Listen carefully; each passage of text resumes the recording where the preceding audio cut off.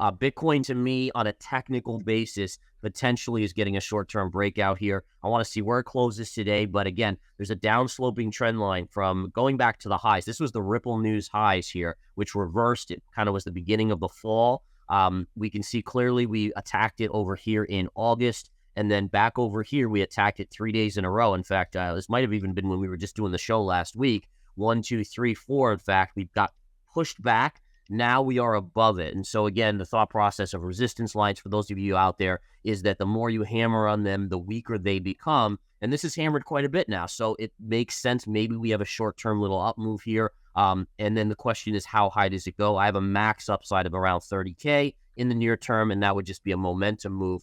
But pretty interesting to just kind of watch this candle today. Does it open the door, at least for a short-term move, for those of us that are more traders? There's a few Congress people who have learned that they can get great sound bites out of attacking Gary Gensler, but none of it's going to move the needle at all. We could sit here and talk about all the amazing bad takes and things that people said and the criticisms, but the reality is that Gary Gensler is going to do exactly what he's going to do. It's his mandate. He's not changing course regardless of the, words of a small minority in Congress. I wish that he would, but clearly, he shows up, he takes his beating, and he goes back to work. And you may have noticed that 4 of them sent him a letter that said, you must approve a spot ETF immediately. 45 minutes later, he rejected the ARK21 shares ETF a month and a half before he had to. So that says everything you need to know. You got to admire his guts, right? He's just like, he's like in your face, slam down, right? I mean, that's impressive. At least he's not shy about it. That's for sure. He's not scared of them.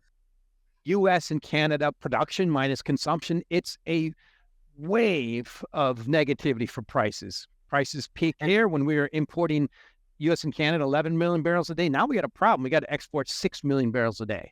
So that's how the world's changed. And just one thing I'll end with. My colleague just drove his Tesla to the office. This is unleaded gas demand declining, yet miles are going up. So that's the facts are crude out. But in the macro big picture, to me, this is just a chart I showed a little bit last week. I can bring back in a little bit, but just a sign of the stock market is most expensive versus GDP in 90 years. And we're coming off the zero interest rate policy. To me, this is what's going to really kick in. In terms of the markets, like, is this a time like Bitcoin? All right, Bitcoin, maybe play a little Bitcoin to the long side. Do you still stay away from altcoins, or do you think do you have any views on the altcoins out there? The SEC is once again delaying its decision on spot Bitcoin ETF applications from firms like BlackRock and Invesco. This move follows a congressional hearing where SEC Chair Gary Gensler faced intense questioning. Most of these applications were submitted in June 2023, and this marks the second postponement. Gensler's cautious stance on the crypto market came during a recent congressional hearing. He criticized crypto companies for handling customer funds poorly and highlighted the risks of fund commingling. This followed the court hearing involving Sam Bankman-Fried and the collapse of the FTX exchange. While Gensler acknowledged that Bitcoin isn't a security, he didn't decide on its commodity status. The SEC has also yet to act on the court's order regarding Grayscale's attempt to convert its GBTC into a spot Bitcoin ETF. Amid concerns about a potential U.S. government shutdown, Bitcoin's price has risen in the last 24 hours. This is leading to speculation that investors are anticipating favorable developments regarding spot Bitcoin ETF approval in 2024. The SEC's delay now affects BlackRock, Bitwise, and Invesco, making it 4 out of 7 applications delayed. The SEC has delayed spot Bitcoin ETF filings from BlackRock and Bitwise, dimming hopes for approval in 2023. This is surprising as BlackRock was expected to gain quick approval due to its dominance. On September 30, 2023, Valkyrie is set to offer exposure to Ethereum futures through its Bitcoin Ether Strategy ETF. This will be the first such ETH futures product in the United States. Other companies are also preparing futures ETFs in case of SEC clearance before a potential government shutdown. Bitcoin's price climbs, breaking resistance at $26,800, with potential to surpass $27,200. Bitcoin's stability and rise amid a potential U.S. government shutdown are reminiscent of its role as a financial hedge. Seen as digital gold, Bitcoin offers a safety net during financial turmoil, possibly boosting trader confidence. However, a shutdown may cause liquidity issues for crypto businesses and hinder regulatory progress, underscoring the complex relationship between politics, finance, and crypto. Let's continue our discussion with Gareth.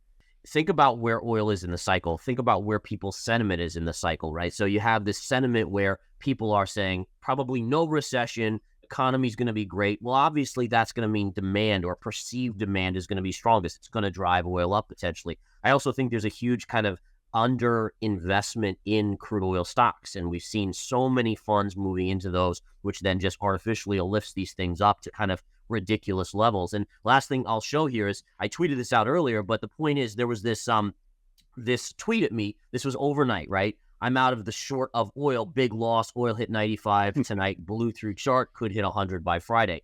That's emotion, guys. You have to recognize this as emotion. And when emotion hits, it's usually, and again, this is when, by the way, overnight crude oil, if we flip over here, it went to 95, but it was an overnight move. It was right here. Basically, oil was 93, 93, 93, boom, and then it was done.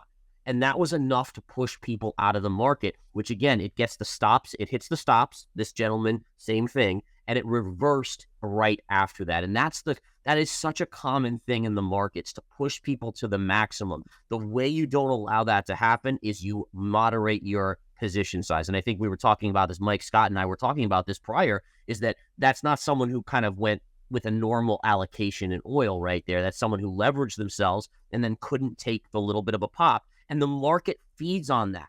Like it's literally like shark-infested waters. They're waiting for you guys out there to over-leverage so they can just push it in one direction, make you think you're going to get crushed, and boom. And then it reverses and goes in the way you kind of wanted. I'm right there, and I know people look at us and they're like, oh, the bears, the bears, the bears. That's a bigger time frame. And the beauty of what we do, right, is that we can look and say, okay, markets are showing us bullish signals right now, so now's the time to get a little bit of bullishness. And that doesn't mean in a week it might not switch. We'll let the charts dictate us how to do it. But one of the things I want to show, and I think I showed this last week, is this trend line, right? This is a weekly chart of the 10-year.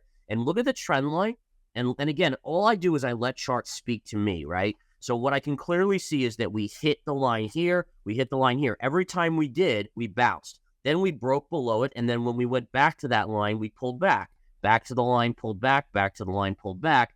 Back to the line, pulled back. And so all I did was I said, oh, wow, well, what's the probability that if we get back to this line, we could have a pullback again? And so it's a probability game. And if we go to the daily chart of the 10-year, and again, this is the beauty of it right here, that is what's called a topping tail. And topping tails in technical analysis signal a reversal in trend. And the last thing, just to tie it all together, is that we know that when yields go up, markets sell. We know that when the dollar goes up, markets have been selling. And today, interestingly enough, the dollar is reversing very close to a similar trend line. But what that means is short term, if we have a pullback, and this is, again, Scott and I are just referring to it like the next week or so.